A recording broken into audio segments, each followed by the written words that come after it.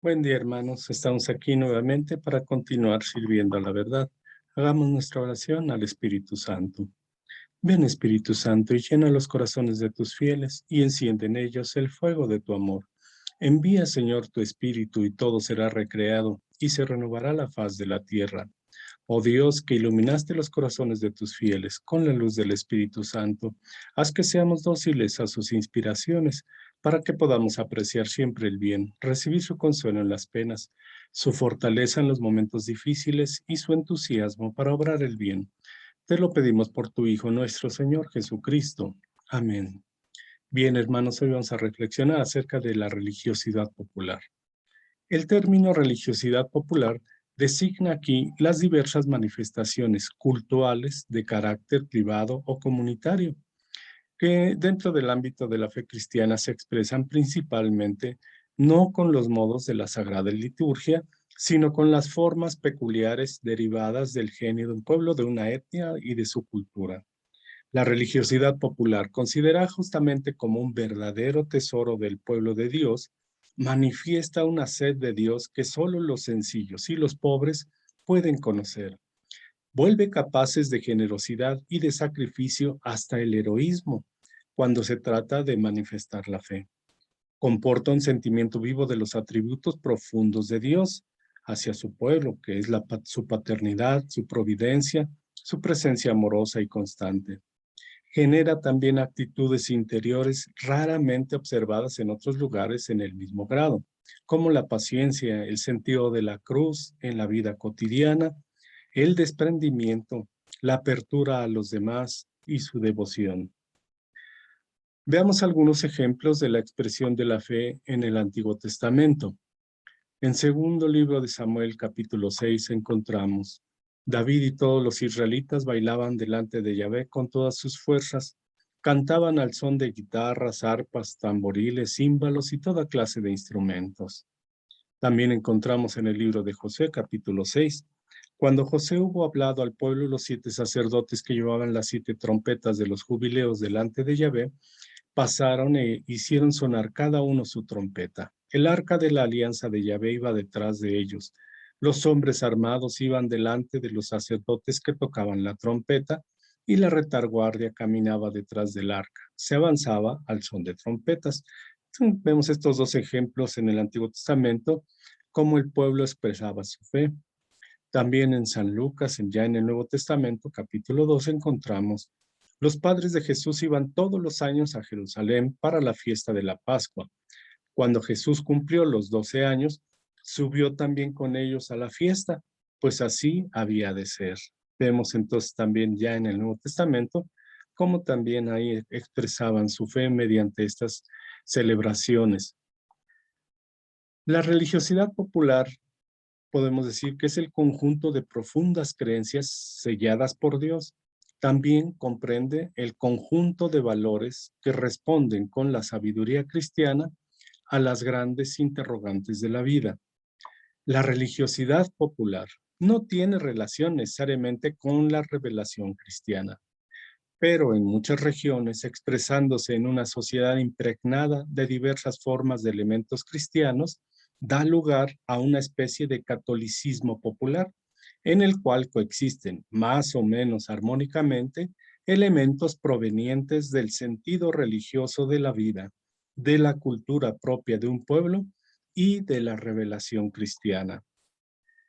Esto exige la formación de los sacerdotes y de los fieles a fin de que se dé la preeminencia a la oración litúrgica y al año litúrgico.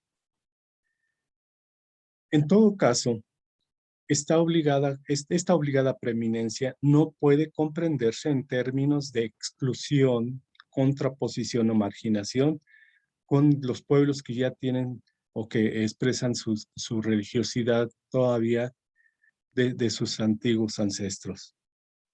Los pueblos latinos manifiestan espontáneamente su fe con símbolos, actitudes, costumbres, tradiciones, peregrinaciones, fiestas marianas, fiestas patronales, el culto a los difuntos, los sacramentales y su gran devoción a la Virgen de Guadalupe. La religiosidad popular tiene aspectos positivos, tales como se ayudan a reafirmar la dignidad como hijos de Dios, motiva a establecer una fraternidad dentro de las comunidades, fomenta la alegría y fomenta la solidaridad también dentro de esas comunidades. El sentido de providencia de Dios. Ellos ven cómo, pero obtienen los medios para poder hacer sus celebraciones. El sentido de lo sagrado y lo trascendente es cuando más se acercan a la fe. Su disponibilidad a la palabra de Dios, se acercan a la iglesia. Una marcada piedad mariana, capacidad para rezar. Sentido de amistad es cuando más se reúnen todas las comunidades. La caridad también despierta en ellos el deseo de ayudar al prójimo. La unión familiar y comunitaria.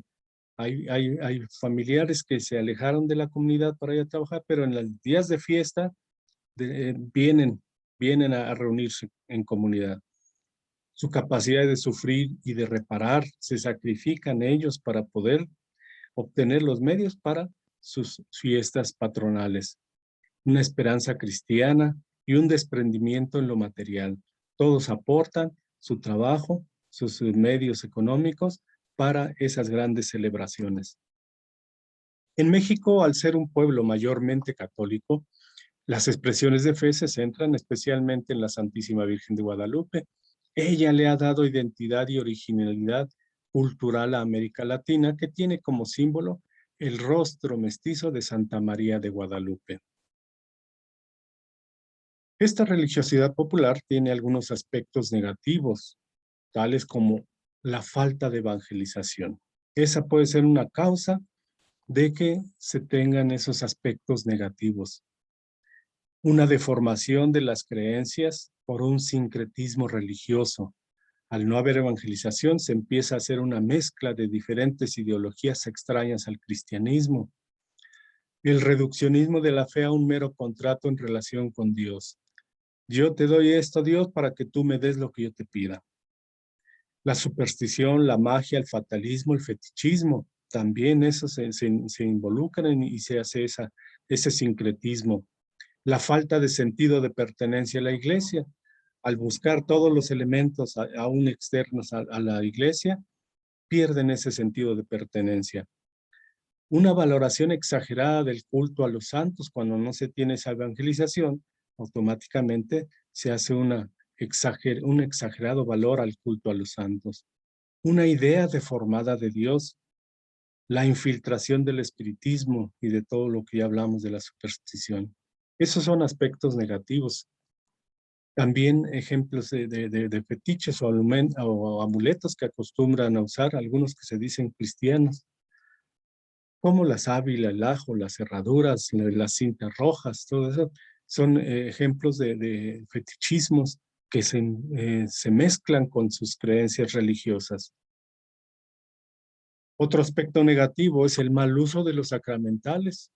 Los sacramentales son signos sagrados con los que, imitando de alguna manera a los sacramentos, se expresan efectos, sobre todo espirituales, obtenidos por la intercesión de la Iglesia. Los sacramentales no confieren la gracia santificante a la manera de los sacramentos, pero por la oración de la Iglesia nos preparan a recibir la gracia santificante y nos disponen a cooperar con ella. O sea, hay que acercarnos a los sacramentos. Los sacramentales, como las bendiciones, exorcismos, veneraciones, reliquias, visitas, santuarios, danzas, peregrinaciones, procesiones, medallas, escapularios, agua bendita, imágenes, todos esos son los sacramentales. Pero si no se tiene una evangelización, se hace un mal uso, como ya lo veíamos hace un rato, con ese sincretismo. En una ocasión yo vi, al término de la celebración eucarística, una pareja con su hijito de 8 a 10 años, se acercan al altar y saca la mujer saca una veladora y con ella empieza a pasársela por el cuerpo al marido y luego a la niña y luego se la da al hombre y él empieza a pasarle la veladora por el cuerpo a la señora y luego ya prenden la veladora y la ponen ahí. Ese es un sincretismo, se está mezclando lo que es un sacramental, que es una veladora, con el fetichismo, ¿sí?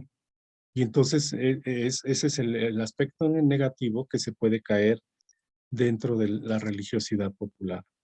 ¿Cómo contrarrestar los aspectos negativos?